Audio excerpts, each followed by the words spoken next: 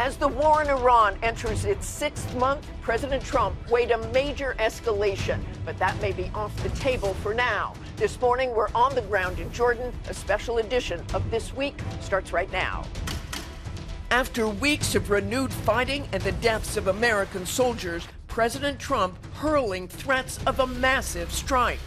We're locked and loaded and ready to go, but we're talking to them. But this morning, reports that plan was deemed too risky. And new choke point, attacks in the Red Sea block a critical waterway. More than 10% of all global shipping goes through that strait each year. All as the administration asked Congress for billions more to fight the war. We look at the cost of a nuclear Iran, and we want to prevent that for future generations, and that requires funding. This morning, I think the American people deserve a definition of what it means to win. we speak to Senator Chris Van Hollen about what this mounting cost means for Americans. And we ask Republican Congressman Mike Turner if he'll fund the war. The battle for Maine. She's a rubber stamp for Trump, voting 96% of the time with him. He's a Bernie bro. After Graham Plattner's sudden exit, Maine Democrats have a new nominee. And solemn ceremony. We remember the service members who lost their lives in the most recent Iranian attacks. My daughter was a good soldier. From ABC News, a special edition of This Week. Reporting live from Jordan, Martha Raddatz.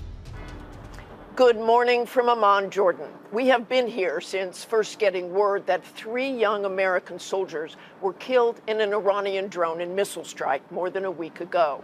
A 4th soldier lost his life in Iraq. The 3 killed here and many more injured were attacked during the night. We don't know the exact circumstances. We do know that prefabricated housing units where our service members sleep were targeted and destroyed in the Iranian strike. President Trump was there when the remains of the fallen were brought back to the U.S. Their deaths bring the number of service members killed in this war to 18.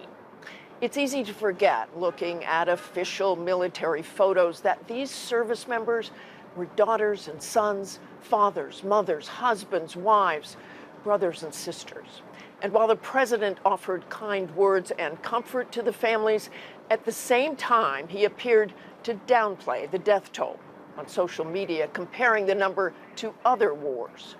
The president, who campaigned as the candidate who would get us out of wars, also defensive about the fact that this war, his war, is soon entering its 6th month, after he predicted it would be over in a matter of weeks.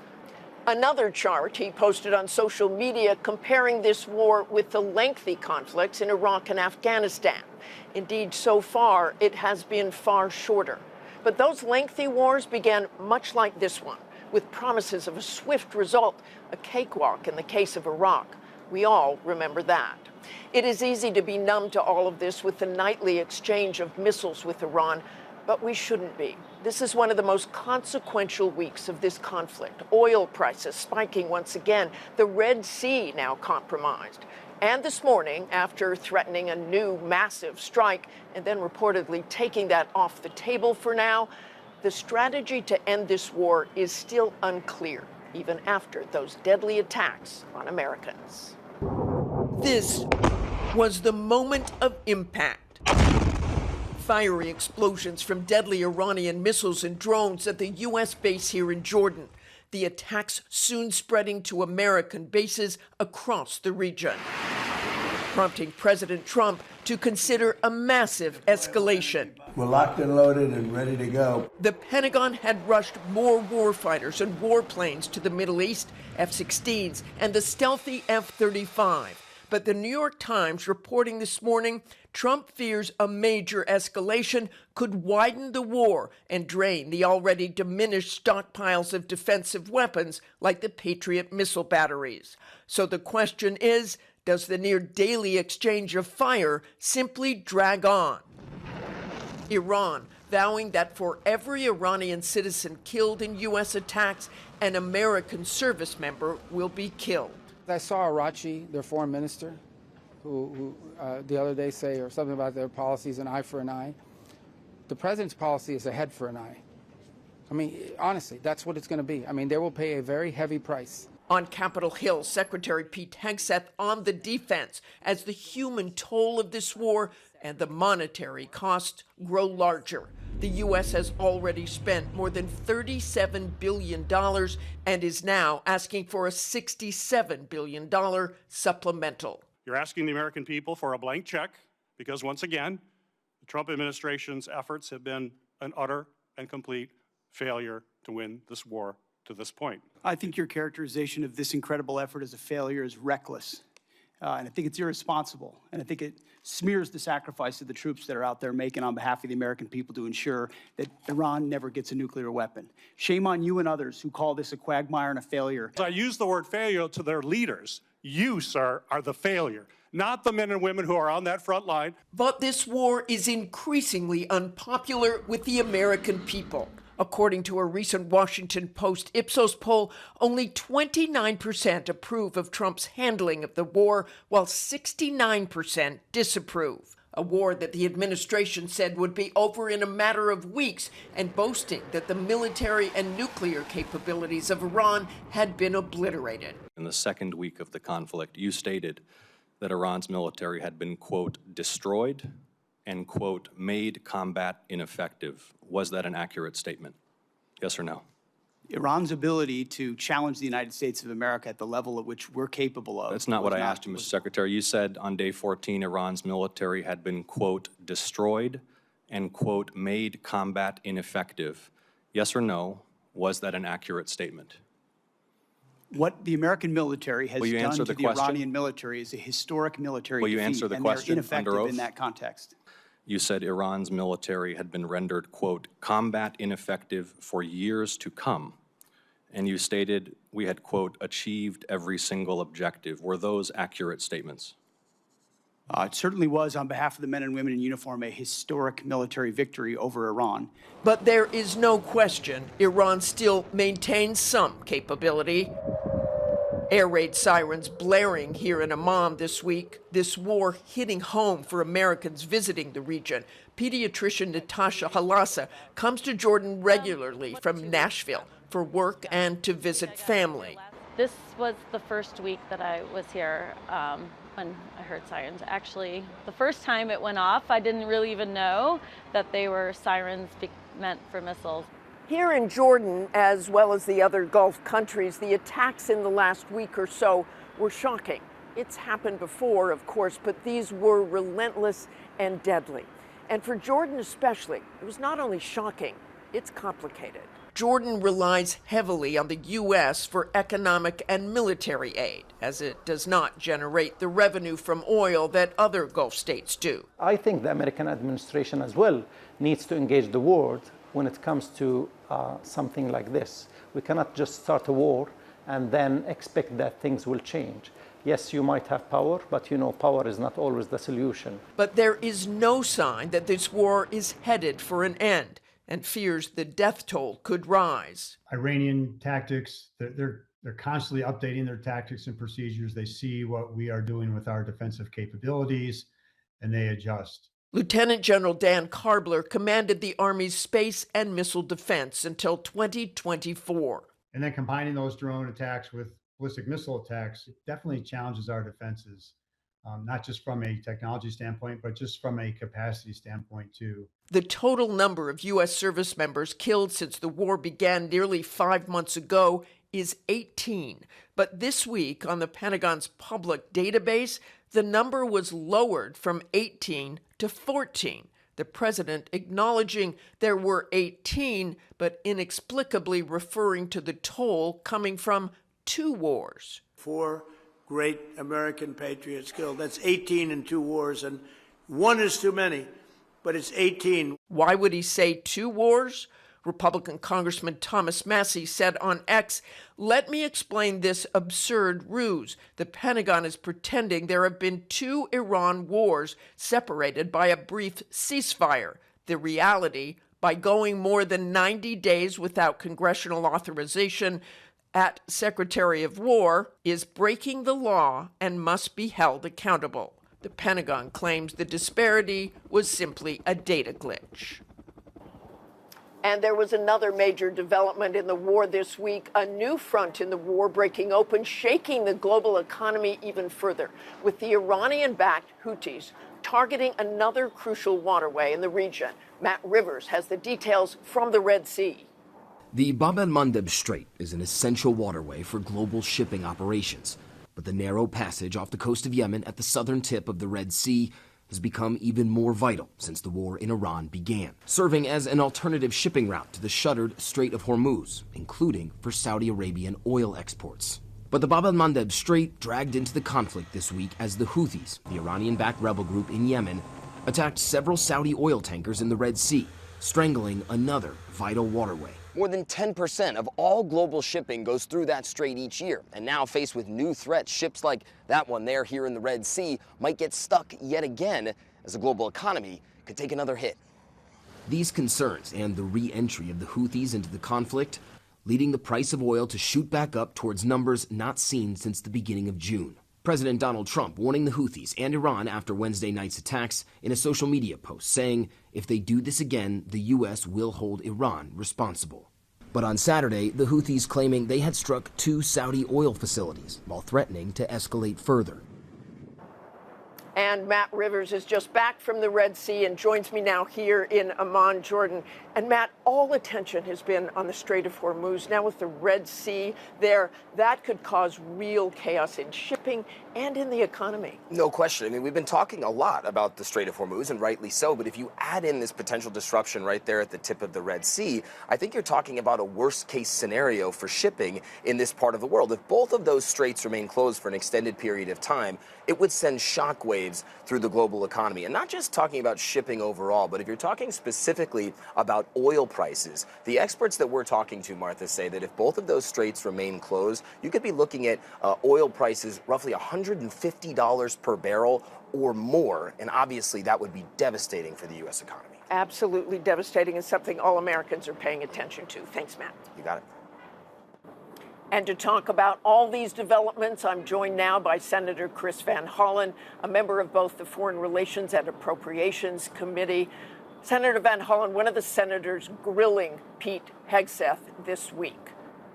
Senator, thanks for joining us. The president had considered massive strikes on Iran, even though they previously declared victory. Now the New York Times reporting he is backing off of that for now. Do you see a clear strategy here?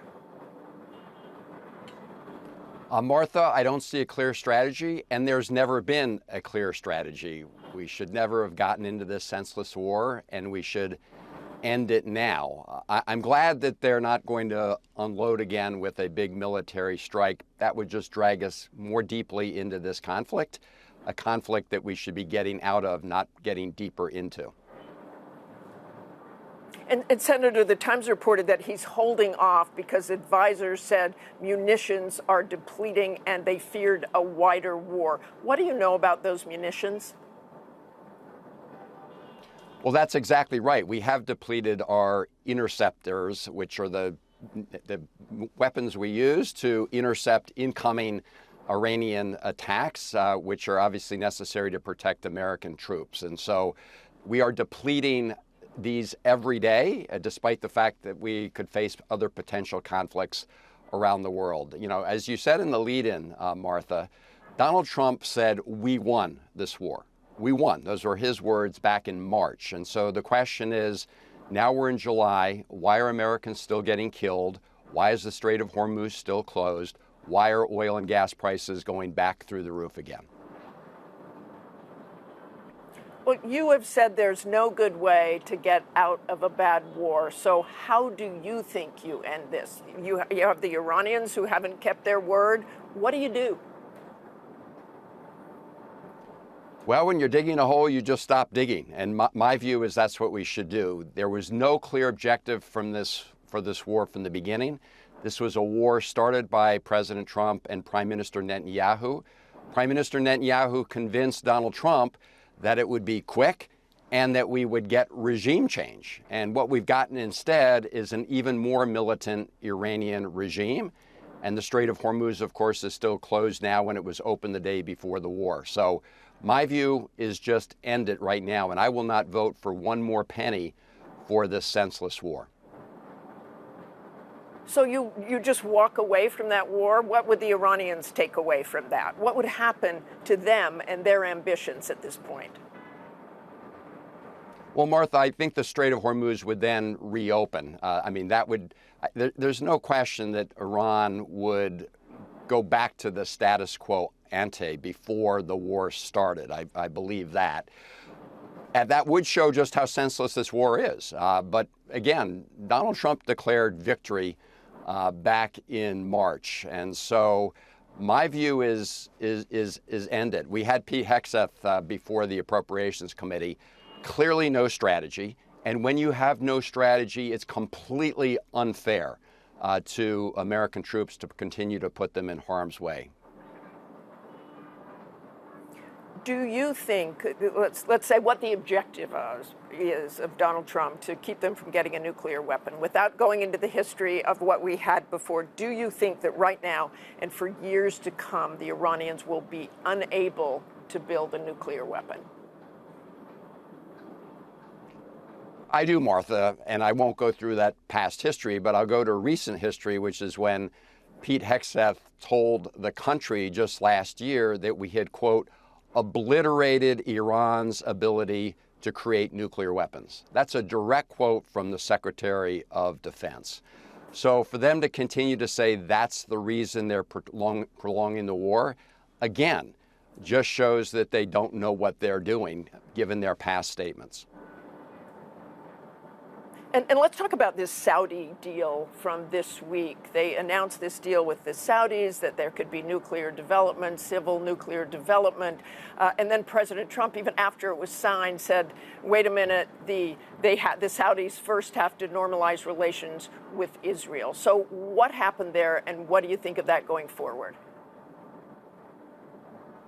Martha, it's complete whiplash for the Saudis. I mean, it just shows you cannot rely on the United States. You certainly can't count on the Trump administration. They had signed a deal. From my perspective, the big questions about the deal were the safeguards to prevent nuclear proliferation. I've always supported what we call the gold standard, to make sure that Saudi Arabia or any other country we do a deal with cannot use that deal to obtain nuclear weapons. But the Trump administration, after getting the Saudis to sign it, turned around and said, well, we're not going to follow through unless you normalize relations with Israel, unless you join the Abraham Accords. And as you well know, the Saudis have been very clear that they will normalize relations with Israel when we're on a clear and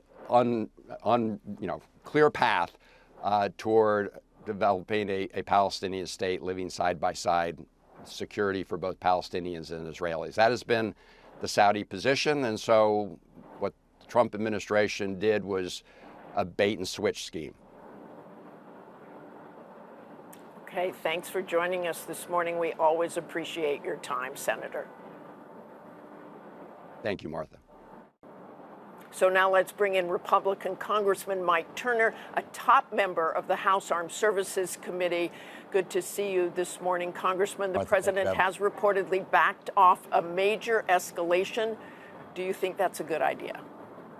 Well, Martha, I don't really consider the New York Times an excellent source on national security policy at the White House. But I think what's very important here is that the White House is approaching this in a very methodical view. In this instance, Iran is certainly not dependable. They are the adversary here. They do have a vote in how this progresses. They're certainly not dependable as these negotiations have progressed, as there's been an attempt to open the Straits of Hormuz. But overarching, the most important aspect here has been the goal of this conflict, and that is certainly one of the things that was subscribed in the declaration in the NATO summit that was a win in this administration, and that where all of the NATO allies agreed with the administration, and that is that Iran cannot be permitted to have a nuclear weapon.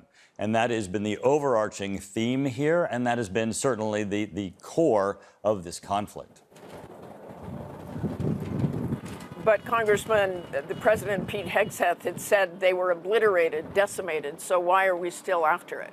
Well, what actually they said, and I'm certainly not going to defend the administration's statements throughout this. You'll have to talk to the administration about them. But actually what they had said was that the actions that they had taken at their nuclear enrichment sites had been obliterated. Certainly not their aspirations for nuclear weapons or the nuclear weapons program. But what was really important, and I greatly appreciate, Martha, that you pushed Senator Van Hollen on this, because you had asked him, so if you had, if you'd not done this at all, if you just abandoned this effort, as he suggested, so you could get the Straits of Hormuz open, then what would you go back to? And he said, well, you go back to the status quo, which was basically, prior, which is where the International Atomic Energy Agency said that they were weeks away of having enough nuclear material to have a nuclear weapon. And that's a foolish trade. The foolish trade is to say, well, we'll have the Straits open, we'll have lower gas prices, but we'll have a nuclear Iran. That is not where the world wants to be. The NATO summit validated certainly what the White House has been saying. This is certainly an important stake in the ground, and it certainly is an inevitable conflict. That's where the Obama administration left this by saying, well, we're just going to watch Iran until they get close, and then we have found ourselves here where action had to be taken. Congressman, we have lost 18 Americans since this began. Devastating. Americans Absolutely are not fond of this war. No one is fond of it. It is devastating. Americans disapprove of the way President Trump is handling this by large majorities. Only 29% approve of the way he's handling this. Absolutely. What do you say to your constituents? And when you say the world really cares about this, when we are losing Americans, lost 4 here in the last week or so, what do you say to them about why this is so important to continue when there's no clear strategy? Well, Martha, these really are two different questions here. I mean, when you open this, you asked me the question of, why is this conflict undertaken? That really is the issue, as the White House articulated and the NATO summit confirmed, and that is Iran cannot be permitted to have a nuclear weapon. And that's incredibly important, not only for the United States, for our allies, for the region, and for the world. And certainly, Iran articulated that their intention to seek a nuclear weapon, and they certainly were, as they had these underground facilities continuing their nuclear enrichment headed toward that path. Then there's certainly an issue where there's bipartisan frustration on Capitol Hill. You're seeing it, Republicans, Democrats that are showing their frustration with how this conflict is being prosecuted, the statements that are being made by the White House, at the Pentagon, and certainly, I don't think anybody's going to defend those particular statements or those particular decisions. But you have to also see this in the context that Iran has a vote here. They're the adversary. They're not a party in which you can depend on their word. They cannot be negotiated with and then be relied upon. And in that, it's very difficult. You don't have an adversary where when you have a memorandum of understanding that they're going to live up to their word. So as you have an attempt to open the Straits, as you have to understand that they're the largest sponsor of terrorism, and this is becoming, brought to an end, that certainly is a difficult process. Congressman, you praised that memorandum of understanding as a major turning point in the war, as you just mentioned. That fell apart. You can't trust the Iranians. So I think the question, and I talk about strategy, is what now? I mean, the president has put out possible massive airstrikes. He wants diplomacy. But how do you deal with the Iranians when that deal that you thought was great fell apart? And that's interesting, Martha. So in that memorandum of understanding, Iran made statements that they said that they would never make. Now, then they didn't live up to those statements, but they said they would not pursue a nuclear weapon. They said the Straits would be open. And they made those statements having said that they would not do so. So they had been brought to the negotiation table. They made the statements that they said they would not, and then they did not live up to them. And so now we're in this situation where the administration doesn't have a whole lot of options and is using force and is using also the attempt for negotiation. Now we have to go to the point where, Iran, their whole ability to be able to, attack their neighbors, to be a sponsor of terrorism, is because they are in the world of commerce, the world of energy. Our allies and those in which they sell energy to are going to have to step up to the plate here. The United States cannot do this alone. There is economic pressure that can be placed on Iran, Congressman? and that's going to have to be brought to bear also. As you said, not a whole lot of options. We appreciate your time, as always. Thank you, Martha. Coming up, Democrats have their candidate to replace Graham Plattner, the all-important Maine Senate race. Next, we hear from the lumberjack Democrats hope can beat Susan Collins. For nearly 30 years, Collins has told Maine that she is concerned. Maine does not need another 6 years of concern. We need someone with courage. We need a fighter. And we need a senator who remembers exactly who sent them to Washington, which is you. That was Troy Jackson speaking in Maine on Saturday after an impromptu state party convention selected him as their new Democratic nominee for Senate after the sudden departure of Graham Plattner. Today marks 100 days until the midterms, and with control of the Senate at stake, can Jackson win over Plattner supporters and flip the key seat currently held by longtime incumbent Senator Susan Collins? ABC's Jay O'Brien has the story. In the nation's most closely watched Senate race, Democrats in Maine rallying around their new candidate. Tapping Troy Jackson to replace scandal-plagued Graham Plattner, who dropped out earlier this month after an ex-girlfriend accused him of sexual assault, which he denies. I humbly ask for your vote. Thank you, and God bless.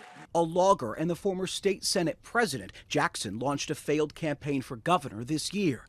Now he's hoping to pick up Plattner's progressive working-class mantle, challenging the state's longtime Republican Senator Susan Collins in a contest that could decide control of the Senate. Jackson speaking with ABC moments after he officially became the nominee. Everyday people are fed up with the government that we have right now, and it's time for everyone, Republicans and Democrats, to start thinking about everyday working class people. We're going to, talk about the difference between my campaign and Senator Collins. She's a rubber stamp for Trump, voting 96% of the time with him. But Collins is one of just a handful of Senate GOP moderates who has repeatedly clashed with President Trump on key issues, including voting against his signature One Big Beautiful Bill Act. Democrats consider Collins especially vulnerable this fall. She's the only Republican defending a Senate seat in a state Trump lost in 2024. The nearly three-decade veteran of Congress undeterred by her new rival. He was Senator Sanders' lead for Senator Sanders' presidential campaign in Maine. He's a Bernie bro. Jackson rising from what started as a wide field of hopefuls, but many quickly stepped aside before a planned party convention this Saturday, bringing in delegates from across the state and turning into a Jackson coronation. All of it run by 31-year-old executive director Devin Murphy Anderson, whose team spent the last 2 weeks fashioning a candidate selection process they say was designed to let Plattner's fervent base of supporters feel heard. Even after Plattner himself told voters that large forces were the cause of his campaign's flameout, not the allegations against him. Those in power who have the ability to do so are using these allegations as an excuse to take away all of the things that we need to run a campaign. This is not an institution. You're here in our office. There's no cigar smoke to be seen, right? It's not a smoke-filled room. It is not. It is a bunch of young people. But he did kind of create that impression.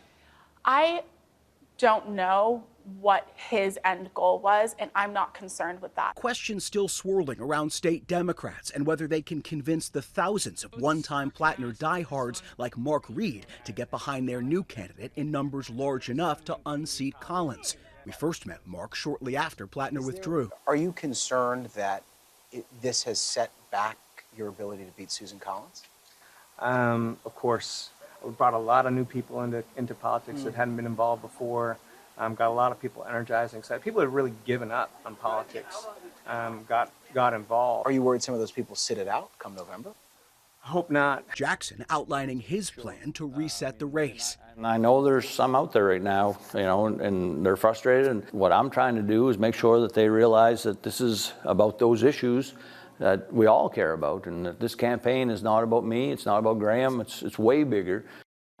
It is a very big race, that's for sure. Our thanks to Jay O'Brien. Here to give us the latest state of play in the Senate is our Washington bureau chief, Rick Klein. And Rick, Maine was one of the last big question marks as we head toward November's midterms, and it cannot be overstated really just how important the state is for Democrats. Yeah, Martha, Maine is as close to a must-win as there is this year for Democrats. They need to flip 4 seats to take control of the Senate, and even as the map has expanded, there's still less than 10 seats that most strategists think could be in play. 3 of them are already held by Democrats, so really they can't afford to lose those.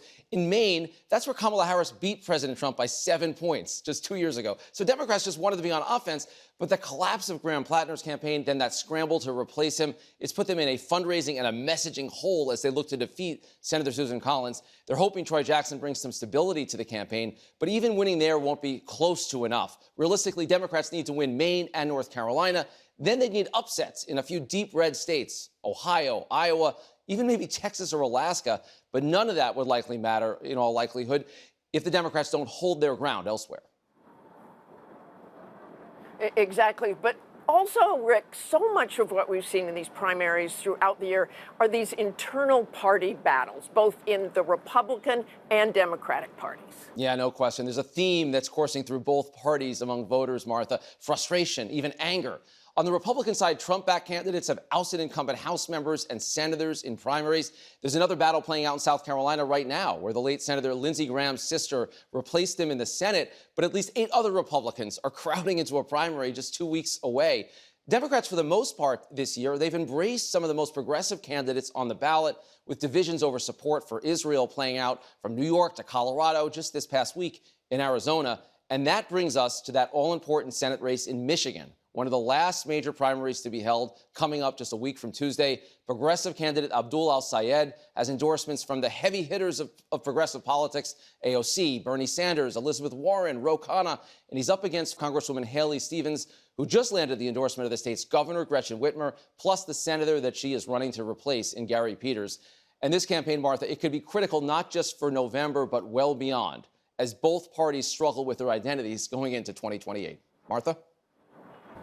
So much to watch for, Rick. Thanks for all of your insights. Our roundtable on the fallout from the Iran war, that Saudi nuclear deal, and the very latest on the midterms. We'll be right back. I'm joined now by the roundtable in Washington, our chief White House correspondent, Mary Bruce, former DNC chair Donna Brazile, and former New Jersey Governor Chris Christie.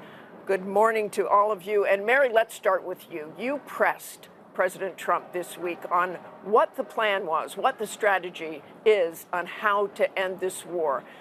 We now know that he threatened a massive strike. New York Times reporting that backing off. So what is the strategy? Yeah, it's a good question because, Martha, right now there really doesn't seem to be a clear strategy. As you mentioned, there's that New York Times report that he's backing off plans for a massive strike. This morning, asked about that. The White House tells me that the president continues to retain all options. They stress he's always preferred a diplomatic solution. But, of course, so far talks have gone nowhere. And yet the White House this morning is still threatening possible escalation, telling me that if Iran doesn't come back and negotiate a deal, that they know what will happen.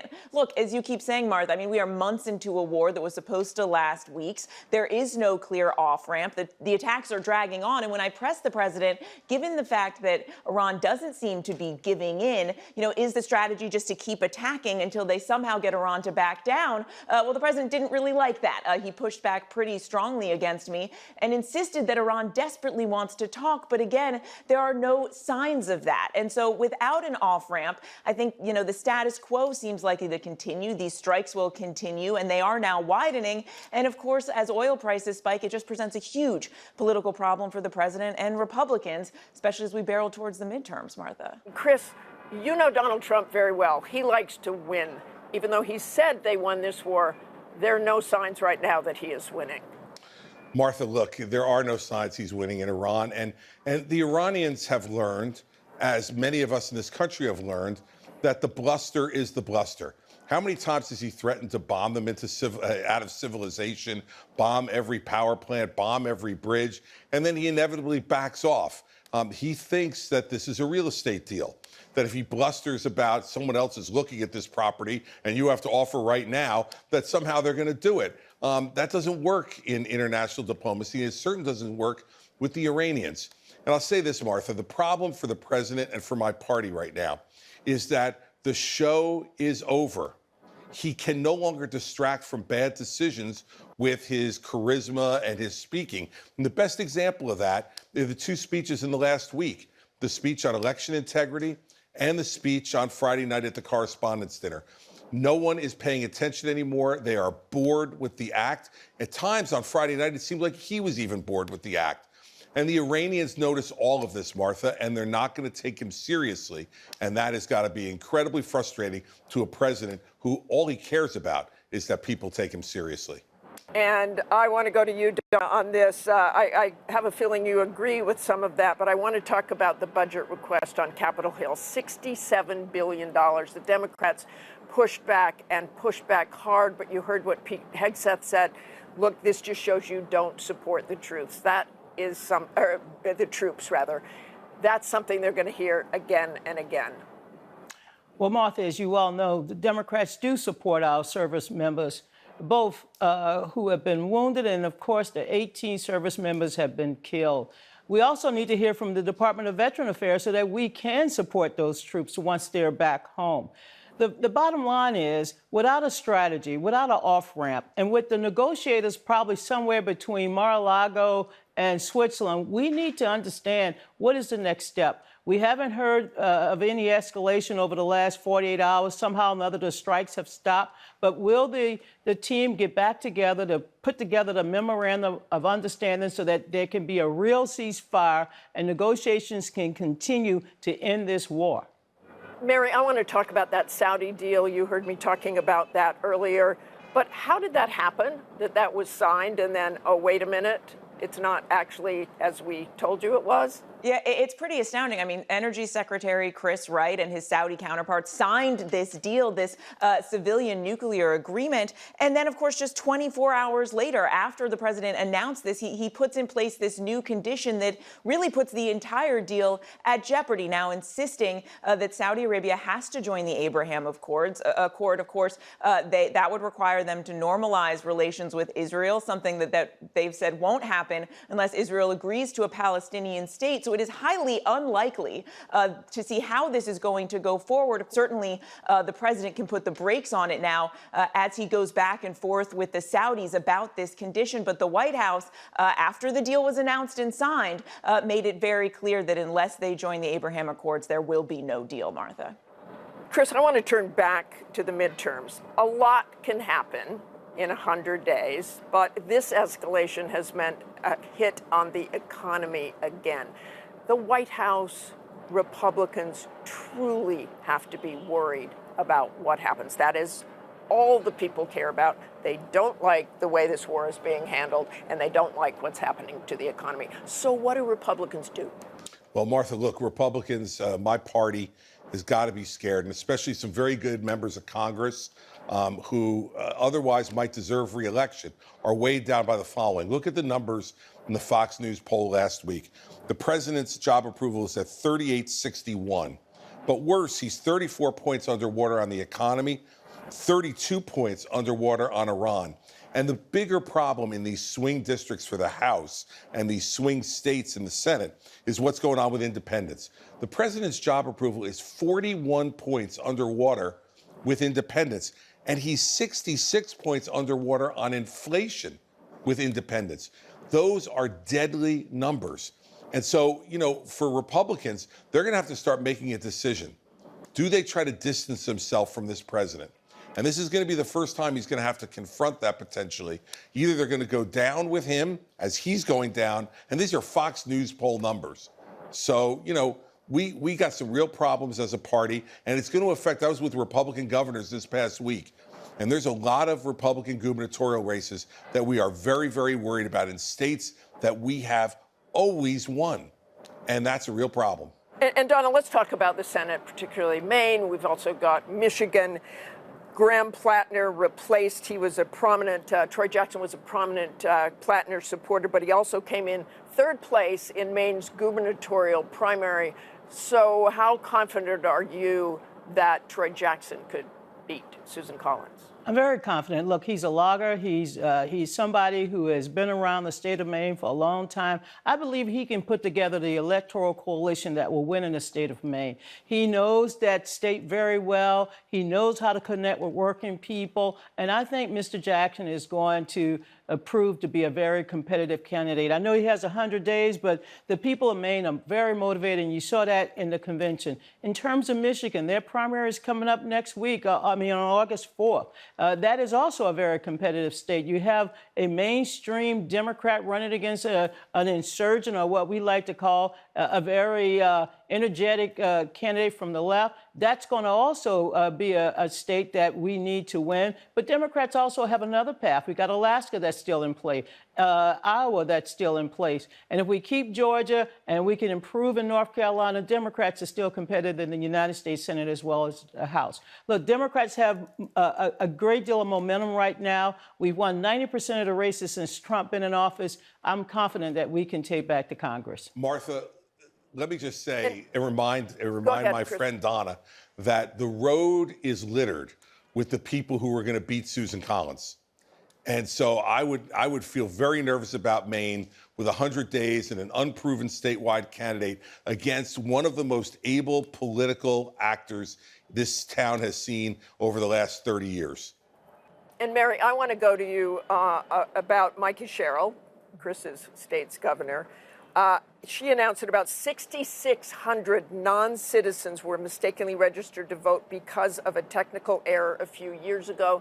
They didn't try to pretend they were citizens, but she said less than 400 actually voted, and there's no evidence of them swaying elections. But this becomes a PR nightmare and a really strong narrative going forward about election security. Yeah, and the president, no surprise, was very quick to pounce on this, saying that it just underscores his desire to pass the Save America Act, that voting legislation that he's been pushing that would require voter ID and proof of citizenship. And Governor Sherrill, tried to come out and be as transparent as she could about this. She said when they find problems, they fix them.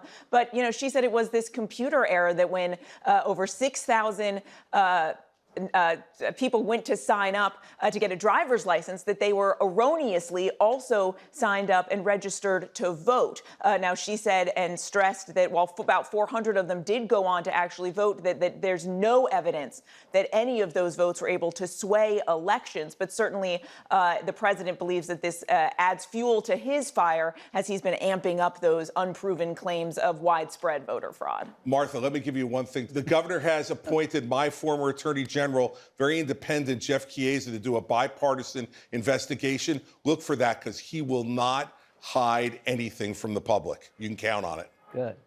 Okay. Thanks to all of you. Appreciate your time.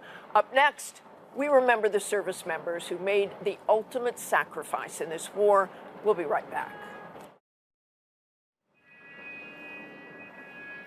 President Trump at the dignified transfer of the 4 fallen soldiers killed in Iraq and Jordan this week, leaving the families with the realities of sacrifice and hopefully leaving all of us with gratitude for their willingness to serve. There were 2 young women, a father, and a beloved son engaged to be married. The 3 Americans killed here in Jordan, all under 30, now posthumously promoted. Staff Sergeant Angel Rampersad, 28, of Ozone Park, New York. Captain Tyler Feehan, 25, of Iwa Beach, Hawaii. And the youngest, at just 19 years old, Private First Class Isabella Gonzalez of Carrollton, Texas. Staff Sergeant Michael Swinton was from Fayetteville, North Carolina. He was killed at a U.S. base in Iraq when an Iranian drone exploded in a controlled detonation. He was 30. Their remains arriving on U.S. soil on the same aircraft, casualties of the same conflict. The families of these men and women grieving, heartbroken, yet filled with pride. My daughter was a good soldier. She fought for this country and she died for this country, and I am a mother that is highly proud of her. Carol Acevedo's daughter, Angel Sarah Rampersad, was born in Trinidad. Her mother brought her to the U.S. when she was just a baby. Her mom insisted she go to college before signing up for the military. A few days after her 21st birthday, she enlisted in the Army. There, she met the woman who would become her wife. Isabella Gonzalez, the 19-year-old, joined just after graduating from high school. In her native Texas, pain rippling through the community. Been interviewed today several times, and they always ask me, why does it mean so much? It just does. Everybody that served knew that could have been them. They would have been right there next to her. Staff Sergeant Michael Swinton was the father of a 6-year-old boy and a 4-year-old girl. His wife, Mia, who he met in the Army, told us he was an amazing husband and father. Captain Tyler Feehan was an officer who served in the ROTC at Southern Utah University with plans for law school after his Army service and plans to marry his fiancée when he returned home. His fiancée, Claire, writing that Tyler poured his heart into serving those under his leadership. Every day he would come home and tell me stories about his soldiers. He believed that leadership began with kindness, humility, and genuinely caring about people. The parents of the avid hiker writing online, Tyler, we are proud of you beyond words. Devastated, yes, but prouder still. You can see Feehan here when he was commissioned as an officer in the Army, saluting his grandfather. His family tells us this image is especially powerful now. Tyler's grandfather died on Thursday, 5 days after his grandson was killed. The Feehan family telling us the two of them are now together again. We grieve with those families and send respect and prayers. That's all for us today from Amman, Jordan. Thanks for sharing part of your Sunday with us. Check out World News Tonight and have a great